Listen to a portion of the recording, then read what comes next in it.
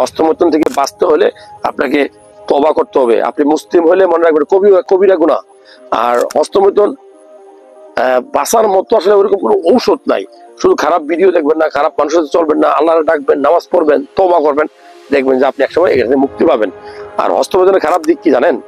জানলেই ছেড়ে দিবেন। হস্তমৈথুনের খারাপ দিক হলো আপনার আগ্রহ দিনে দিনে কমবে, পুরুষ সঙ্গের সাইজটা একটু এদিক সেদিক হবে। আর কি হবে? আপনার শুক্রাণুর পরিমাণ কমবে, টেস্টোস্টেরন লেভেল কমবে।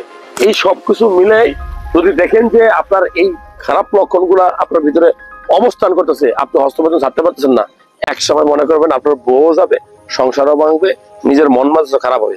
কারণ একটা বাজে অভ্যাস আপনি অনেকদিন ট্রাই করছেন, ট্রাই করার পরও ছাড়তে পারতেছেন না, এক সময় কিন্তু আপনি ক্র্যাক আসক্তি হয়ে যাবে, আপনি ফ্রাস্ট্রেশনে ভুগবেন, মৃত্যু আত্মহত্যা পর্যন্ত মানুষ করতে চায়। তো এই ধরনের খারাপ অভ্যাস থেকে আল্লাহ আপনাদেরকে হেফাজত করুক। আমিন।